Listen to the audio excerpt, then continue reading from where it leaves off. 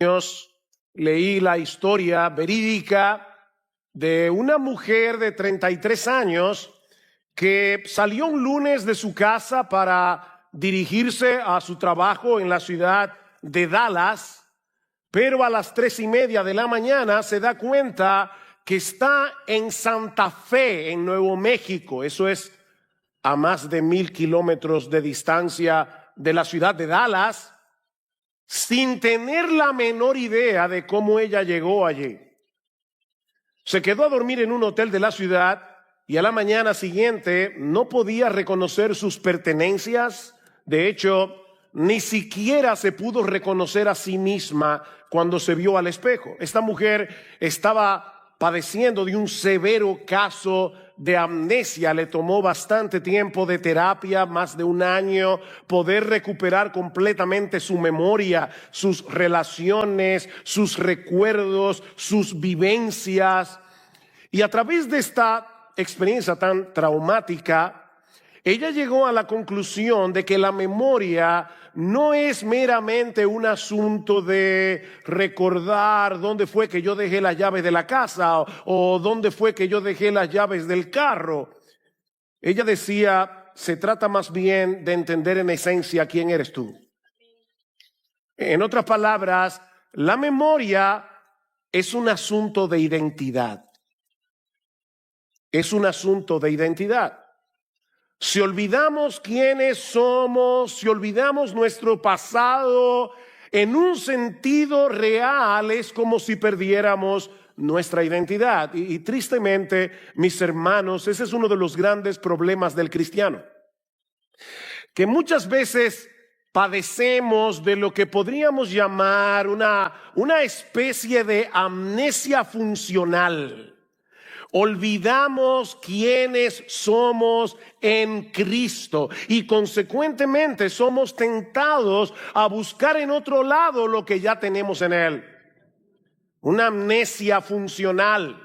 Y ese era el problema que estaban padeciendo los creyentes de la iglesia en Colosas, a la que Pablo le envió la carta que nosotros tenemos en el Nuevo Testamento. Ellos estaban en peligro de ser extraviados por las enseñanzas de falsos maestros que querían hacerles creer que ellos necesitaban algo más aparte de Cristo para tener una vida espiritual más plena, una nueva experiencia mística, una nueva revelación, una nueva lista de reglas humanas a las que ellos debían apegarse. Y es por eso que el tema de esta carta es la supremacía de Cristo y la plenitud que los creyentes tenemos en Él. Pablo va a decir en el capítulo 2 de la carta que en Cristo habita corporalmente toda la plenitud de la deidad, porque Él es Dios y por lo tanto nosotros estamos completos en Él. Déjame ver, tal vez estabas medio adormilado pensando en la cuenta que tienes que pagar mañana. En Cristo habita corporalmente toda, no parte, no la mayor parte, toda la plenitud de la deidad y nosotros los creyentes estamos completos en Él.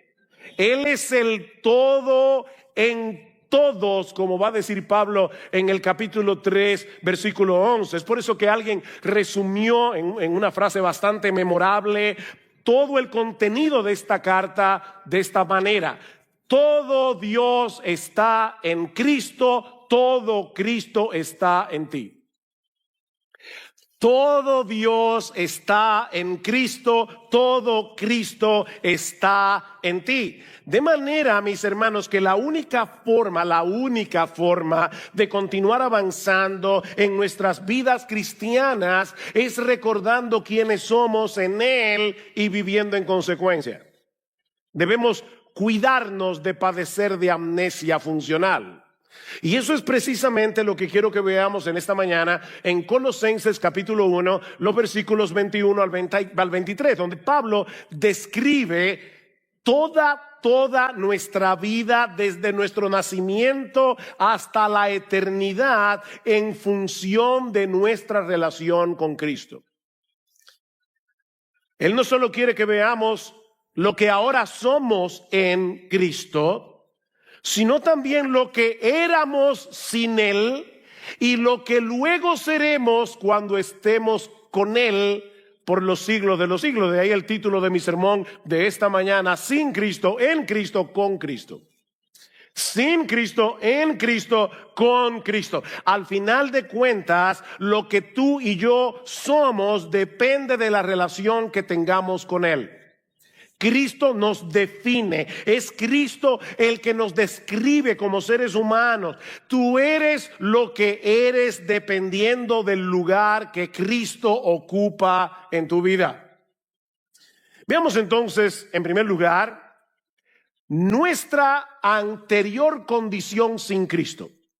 Nuestra anterior condición sin Cristo. En el texto que Sigfrido leyó, vimos en el versículo 20 que Pablo había mencionado que por medio de la obra de la cruz se había establecido la base para una paz duradera en toda la creación que había quedado trastornada por causa de la entrada del pecado. Noten una vez más Colosenses capítulo 1 versículo 20, dice Pablo: y por medio de él reconciliar todas las cosas consigo, habiendo hecho la paz por medio de la sangre de su cruz. Por medio de él, repito, ya sea las que están en la tierra o las que están en los cielos.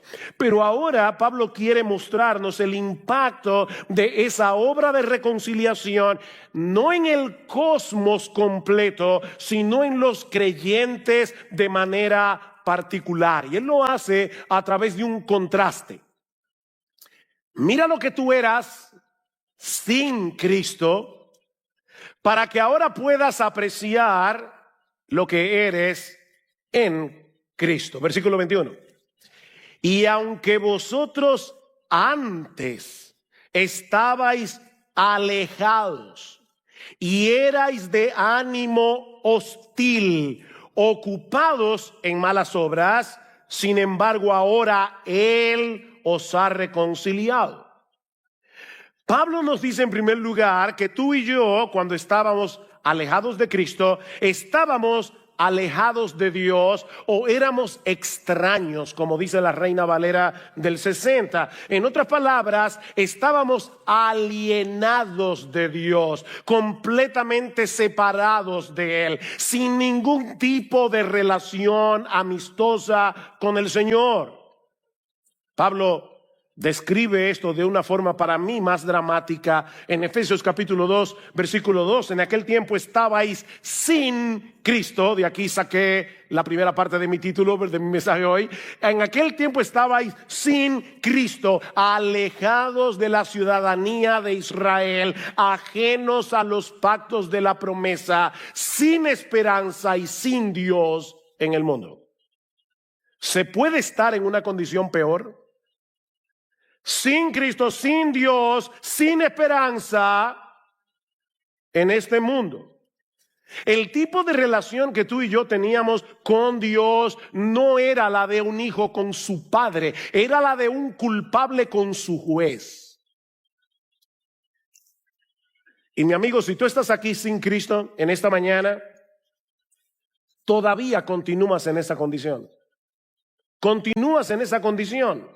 En lo que respecta a Dios y a su pueblo, eres un extranjero, completamente ajeno a todos los privilegios de la ciudadanía celestial. Tú no tienes derecho, mi amigo, no tienes derecho a apropiarte de ninguna de las promesas que Dios nos ha revelado en su palabra. El Salmo 23, que mucha gente ama, aún personas que no son cristianas, el Salmo 23 no es para ti.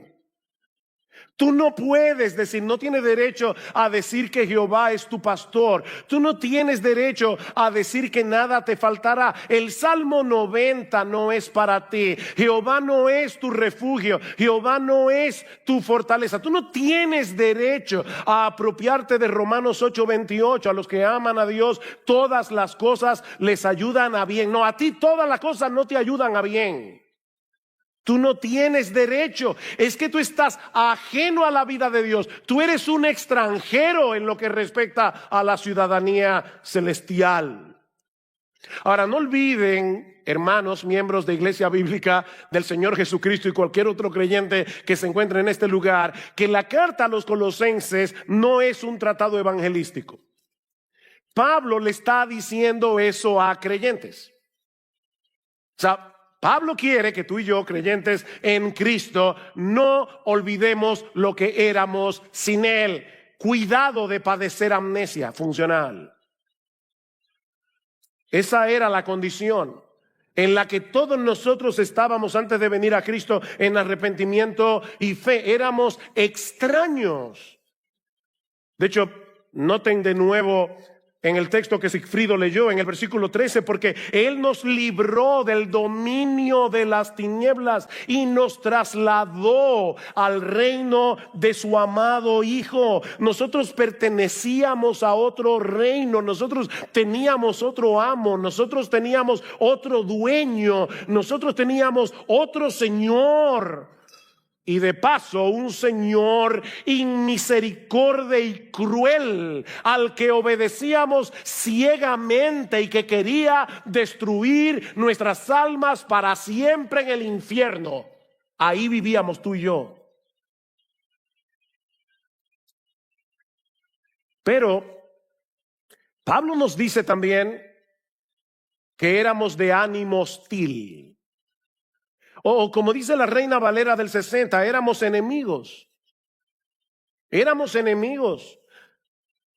Yo sé que la mayoría de las personas en el mundo no se ven a sí mismas como enemigas de Dios. Porque esa hostilidad muchas veces se disfraza de cierto fervor religioso.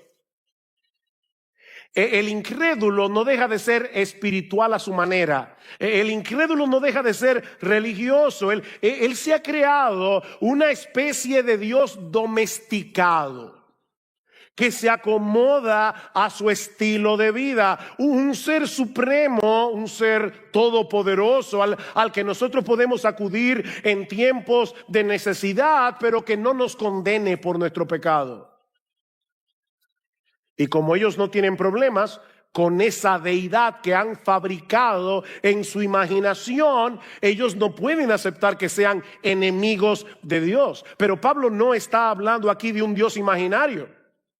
Pablo está hablando aquí del único Dios vivo y verdadero que se revela en su palabra, la Biblia, y que solo trata con el hombre a través de un mediador, nuestro gran Dios y Salvador Jesucristo. Ese Dios de la Escritura es un problema para el hombre en su estado natural, en su estado no regenerado, porque ese Dios atenta contra nuestras pretensiones divinas. Cuando tú y yo éramos incrédulos, nos habría encantado cambiar el Padre Nuestro y terminar diciendo: porque de nosotros es el reino, el poder y la gloria por los siglos de los siglos. Amén. No de Dios, sino míos. Mi hermano, esa era nuestra condición antes de venir a Cristo. Éramos extraños, éramos enemigos y consecuentemente estábamos ocupados. Me llama la atención esa frase. Estábamos ocupados haciendo malas obras. Ocupados. ¿Qué tú haces? Yo soy médico, yo soy ingeniero, yo soy abogado. Ok, mira, si tú eres inconverso, si tú eres incrédulo, si tú nunca te has arrepentido de tus pecados y te has convertido a Cristo de todo corazón, tu ocupación es hacer malas obras. Tú vives ocupado en malas obras. Esa hostilidad que nosotros teníamos con Dios producía una vida de desobediencia y de rebeldía. Y déjenme decirles algo, mi amigo, si tú estás aquí en esta mañana sin Cristo, es importante que te haga esta aclaración. No hay que ser un asesino, no hay que ser un adúltero, no hay que ser un ladrón para caer en esta categoría. Un montón de personas decentes están incluidas ahí, porque lo que no se hace para la gloria de Dios, lo que no se hace en el marco de la voluntad revelada de Dios, es una mala obra en el mejor sentido de ese término. Cuando tú haces algo bueno por una mala motivación, para tu propia gloria, para cuidar tu reputación, tú estás haciendo una mala obra.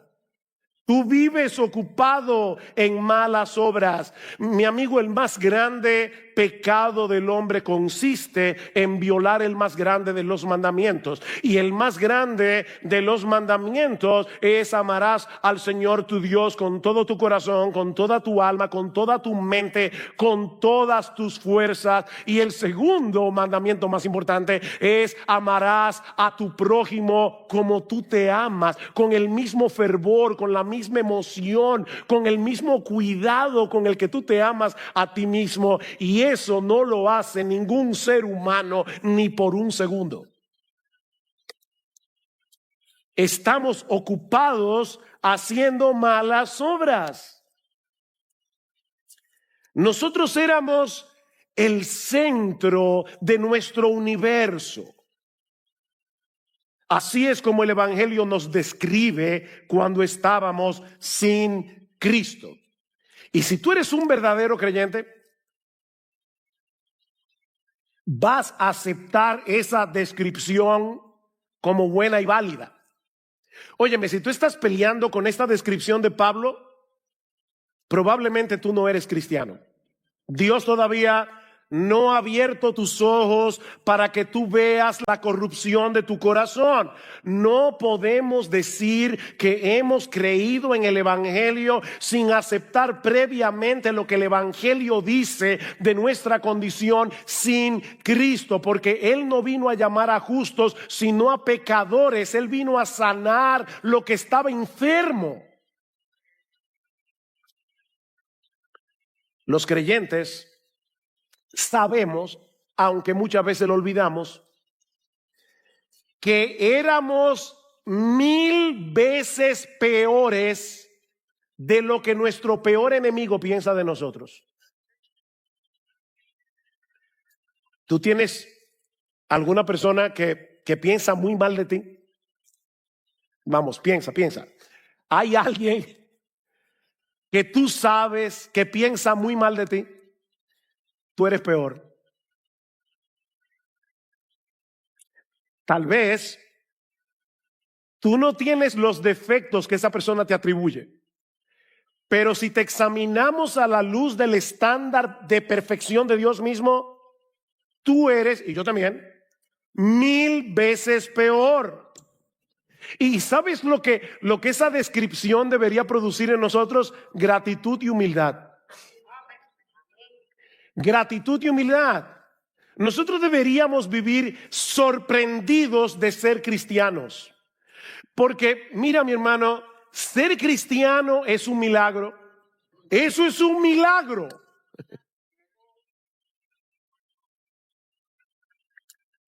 Lo que el Evangelio dice de nosotros debería producir una profunda y permanente gratitud, pero debería producir también una profunda y permanente humildad.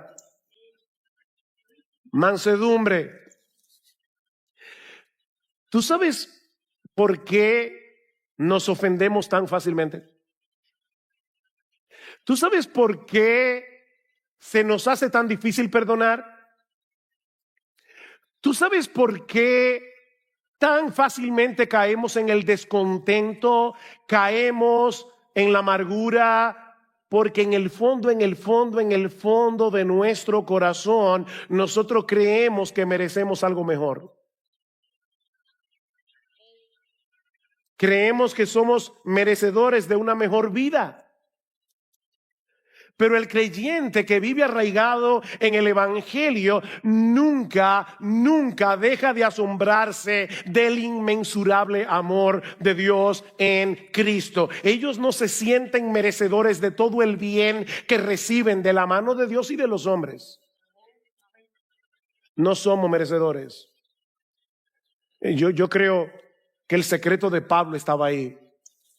Pablo nunca olvidó que él había sido un perseguidor de la iglesia.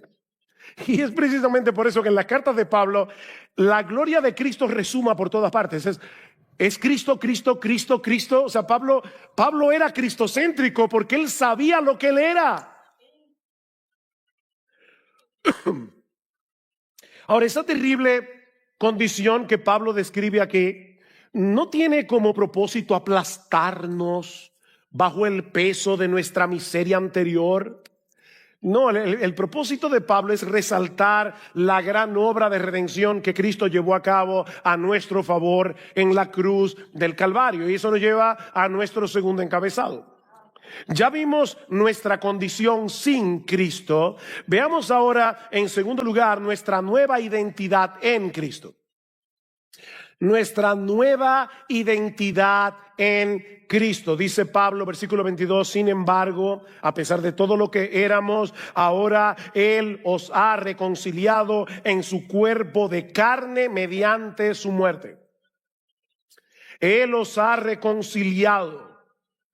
Necesitábamos ser reconciliados con Dios, pero como yo espero haber mostrado hasta este punto de mi mensaje, eso no era nada sencillo. Esa reconciliación era complicada. Por un lado, la justicia perfecta de Dios tenía que ser satisfecha, plenamente satisfecha. Pero por el otro lado, nosotros teníamos que ser transformados. Nuestra disposición de corazón hacia Dios tenía que ser cambiada. De hostilidad en admiración, de rebeldía a sumisión, de enemistad en amor. Y otra vez vuelvo a pensar en aquellas personas que dicen, no, solo lo que tú necesitas es, haz una decisión por Jesús. Óyeme que te lo voy a poner de esta manera. Para que un buitre escoja libremente comer semillas de girasol, su naturaleza buitresca tiene que ser cambiada. Hay que convertirlo en paloma. Hay que palomizar al buitre. Si es verdad que tú escogiste a Jesús, cuando tu naturaleza buitresca fue transformada, fue palomizada por el poder del Espíritu Santo y tú naciste de nuevo. Y eso es precisamente lo que Cristo hizo por nosotros a precio de su vida. Pablo dice que fuimos reconciliados en su cuerpo de carne. ¡Wow! Mediante su muerte. Cristo, siendo Dios, se hizo hombre.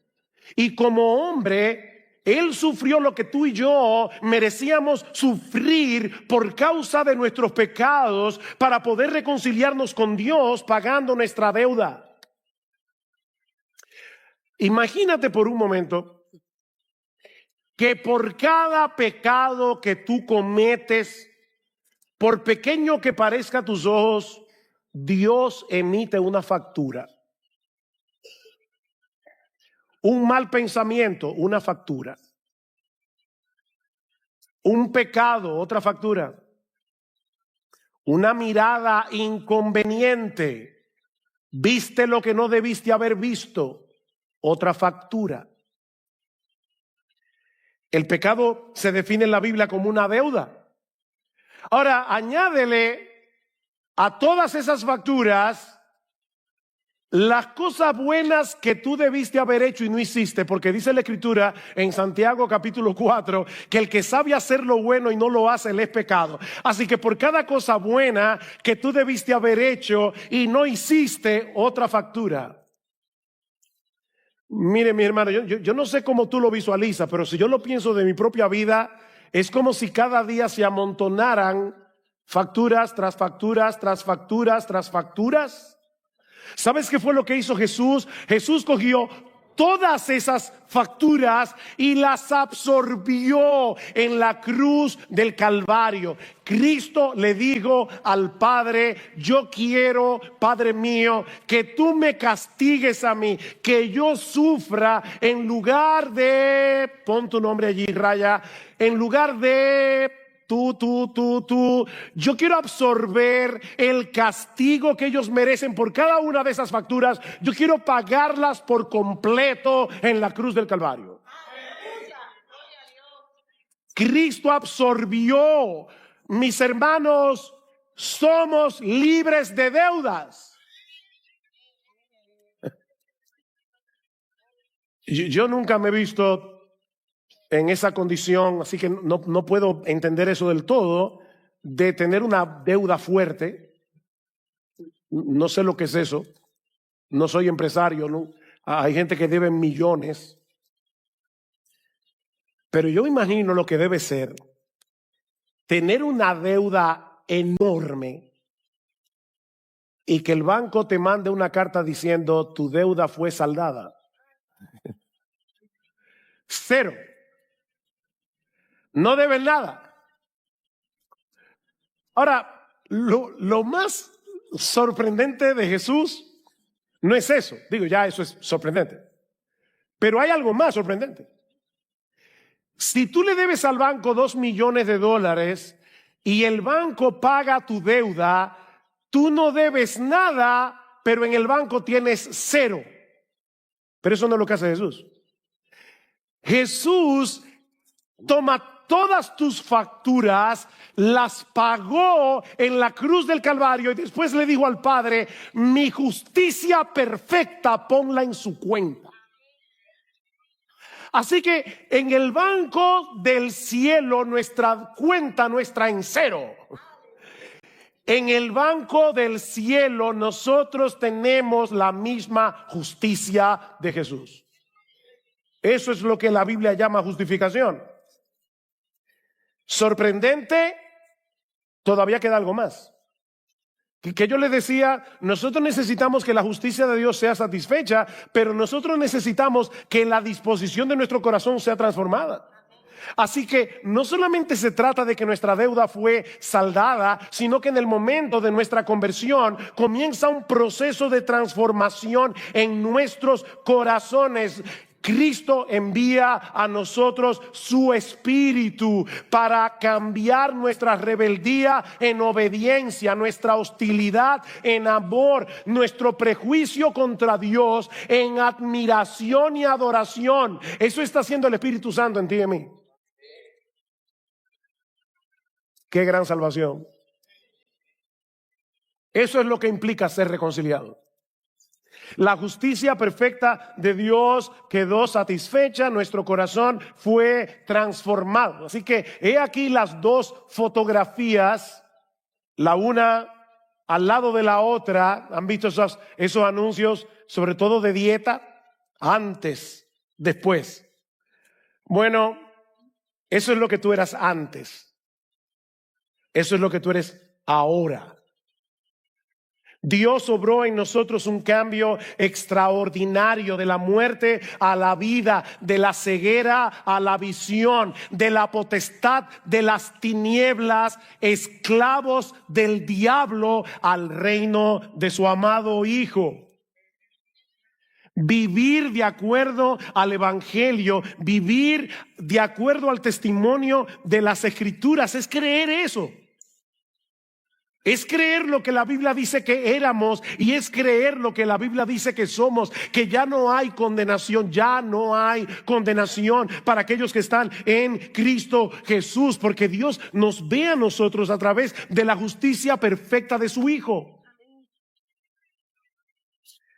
Ahora queremos agradar a Dios, pero no para ganarnos su favor a través de nuestra obediencia, sino con la gratitud que produce el saber que ya fuimos favorecidos por causa de la obediencia de Jesús. ¿Y saben qué, hermanos? Solo así vamos a poder librarnos de los dos grandes enemigos de la vida cristiana: el legalismo y la mundanalidad. El legalismo y la mundanalidad. El hecho de saber que nosotros fuimos perdonados, reconciliados con Dios por causa de la obra de Cristo, nos libra de querer ganarnos su bendición, de querer ganarnos su favor a través de nuestra obediencia, legalismo. Pero nos libra también de tomar el pecado a la ligera.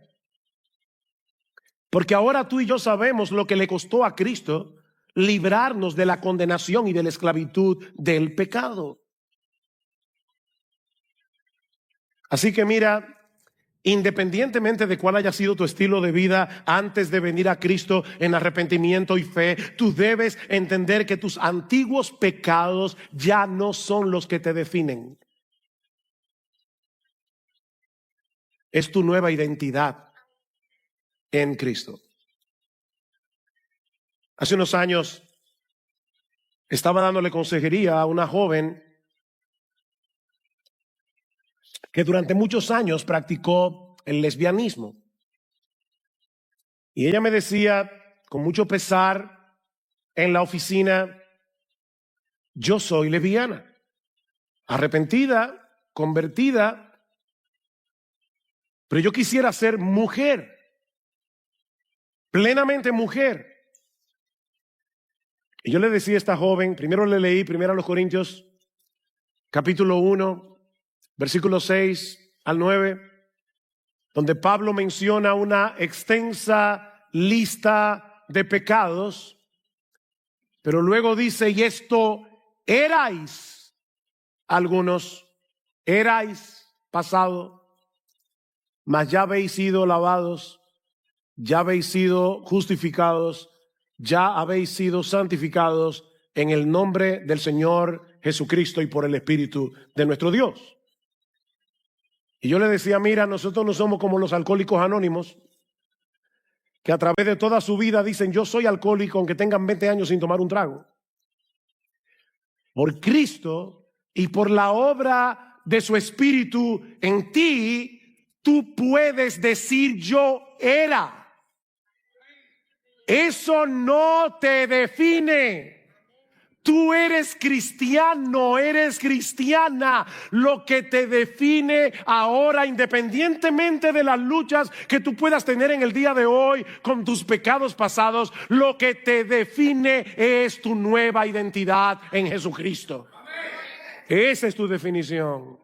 Esto erais algunos. Pero Pablo no ha terminado. A él le falta otra foto. Ya nos mostró nuestra condición pasada sin Cristo. Ya nos mostró nuestra nueva identidad en Cristo, en unión con Cristo. Pero ahora quiere que veamos nuestro futuro con Cristo cuando estemos en su presencia.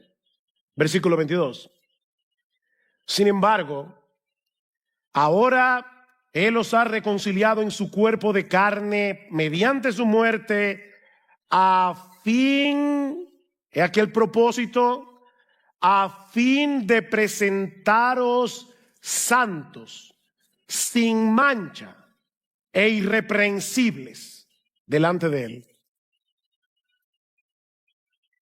Wow, cuando nos toque presentarnos delante de Dios en su tribunal, podremos hacerlo con toda confianza, porque vamos a estar no solamente posicionalmente, sino en la práctica, en la misma posición y condición moral y judicial que el Señor Jesucristo. Él era sin mancha. Él era santo. Él era y es irreprensible. Durante todo su ministerio terrenal, Cristo nunca pecó, Cristo no tuvo ningún defecto, nunca tuvo nada que pedir perdón. Él era absolutamente irreprensible. Nadie nunca pudo levantar su mano y acusar verazmente a Jesús de ningún pecado. Y ¿sabes qué, mi amado hermano? Cuando nosotros estemos en la presencia del Señor, ni el diablo, ni sus demonios, ni nadie podrá levantar su mano contra nosotros y acusarnos de ningún pecado. Estaremos santos, sin mancha e irreprensibles ante los ojos mismos de Dios, en cuerpos glorificados. A partir de ese momento no pecaremos nunca más. Esta mañana, pensando en el sermón de hoy, recordé una historia que leí hace muchos años, no sé cómo eso vino a mi memoria. Es la historia de un chino que era un ladrón. Alguien le predicó el evangelio y el chino se convirtió. Y decía la historia que la primera vez que el chino va a la iglesia y ve en la pared los 10 mandamientos, él era completamente ignorante del cristianismo, él se puso súper contento porque él no lo leyó como mandamientos, sino como promesas. No matarás, no robarás. ¡Ay, qué bueno! No dirás falso testimonio, no codiciarás. Bueno, la exégesis no estuvo del todo correcta, pero en el fondo eso es verdad. Algún día ya nosotros vamos a poder leer los 10 mandamientos como promesas. No matarás, no cometerás adulterio, no robarás, no codiciarás, no tendrás dioses ajenos delante de mí, porque tú y yo seremos perfectos. Perfectos. La obra de santificación será completada cuando estemos en su presencia en cuerpos glorificados. Algún día experimentaremos tal transformación que cada célula cancerosa de pecado que todavía mora en nosotros será completamente eliminada de nuestros cuerpos para siempre, jamás. ¿Qué dice Juan? Primera de Juan, capítulo 3, versículo 2, que cuando le veamos seremos semejantes a Él porque le veremos tal como Él es. Pero ¿sabe lo que añade Juan? Que el que tiene esa esperanza en Él se purifica a sí mismo, así como Él es puro.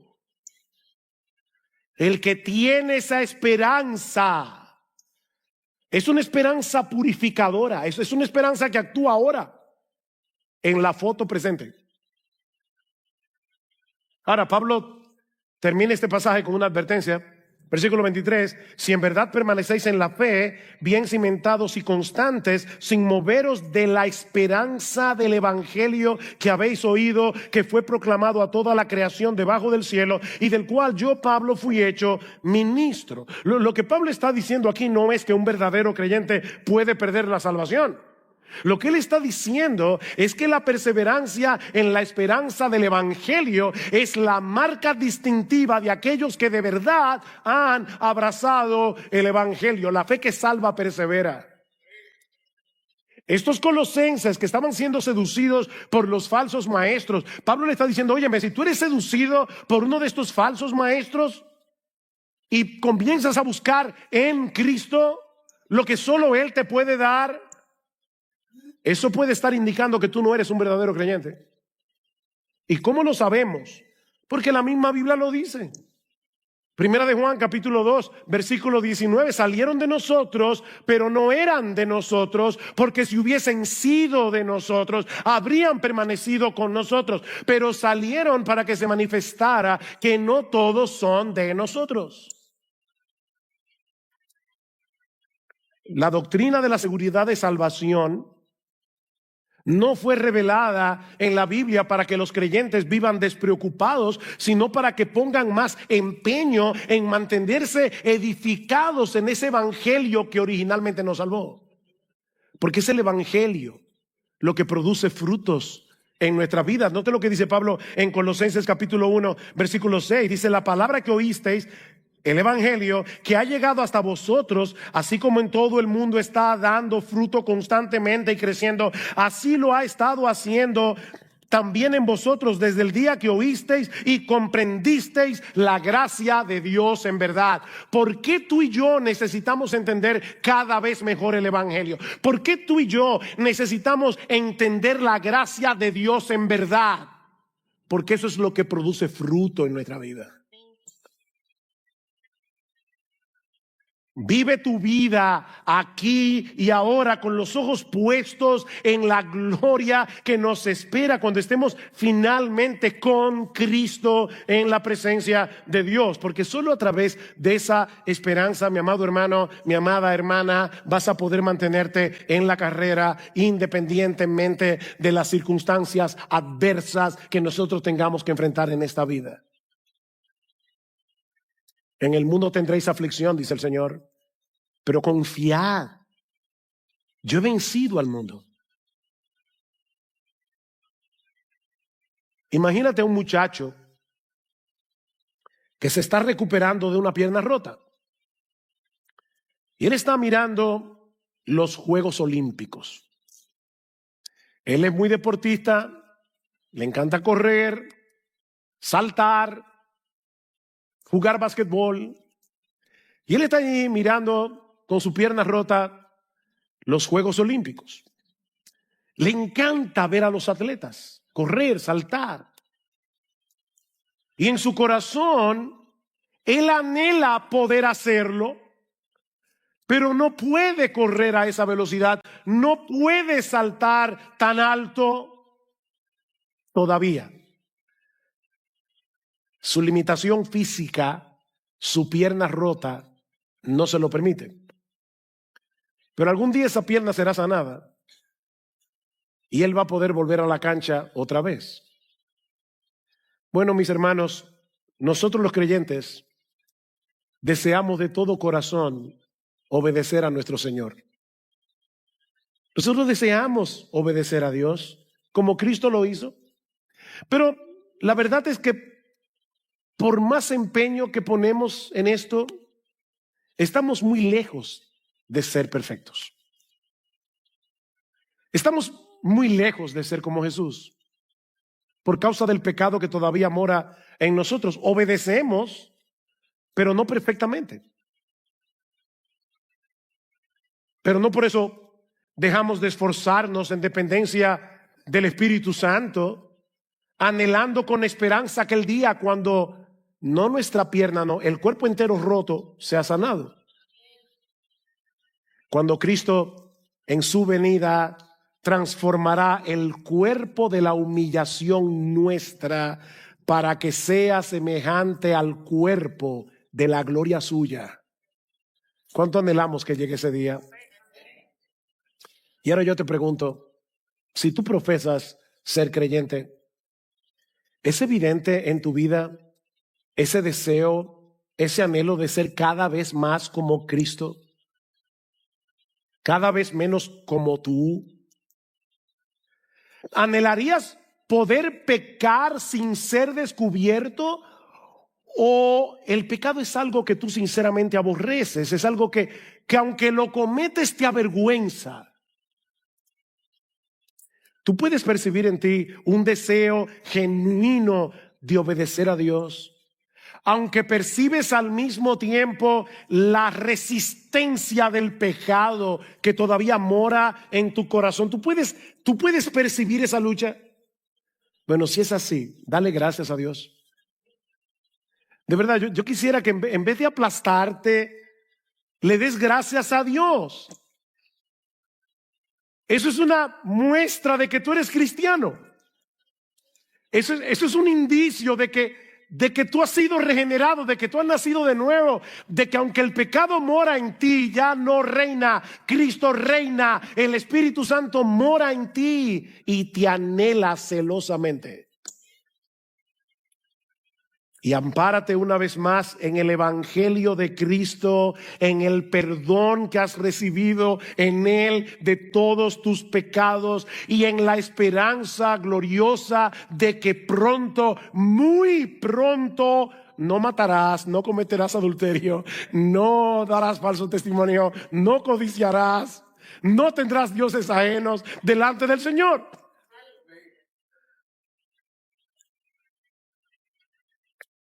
Pero si no es así, mi amigo, yo te invito en esta mañana a que vengas a Cristo en arrepentimiento y fe, con la disposición a divorciarte de tu vida de pecado, sabiendo de antemano que no vas a poder hacerlo en tus propias fuerzas, pero pidiéndole a Él que haga por ti lo que tú no puedes hacer por ti mismo. Conviérteme y seré convertido, oraba Jeremías. Oh, pídele al Señor que de pura gracia perdone todos tus pecados, que de pura gracia te conceda el don de la vida eterna en Cristo.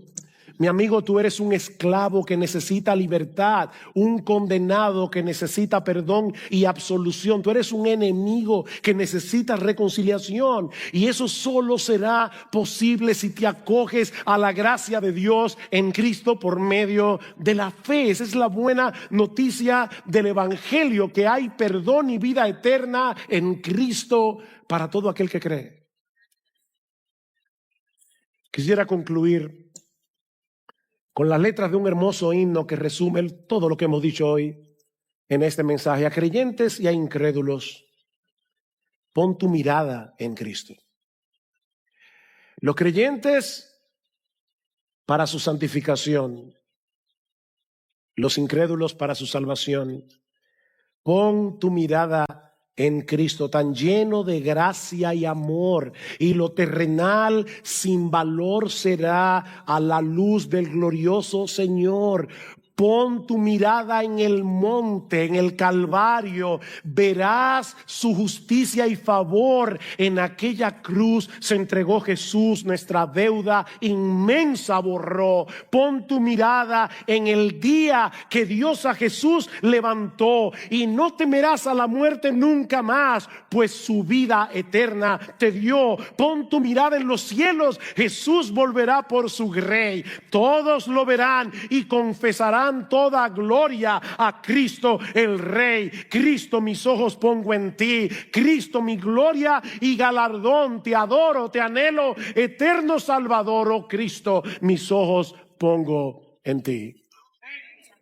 Oh, mi amigo, pon tus ojos en Cristo. Hoy, ahora, pon tus ojos en Cristo. Que Él tenga misericordia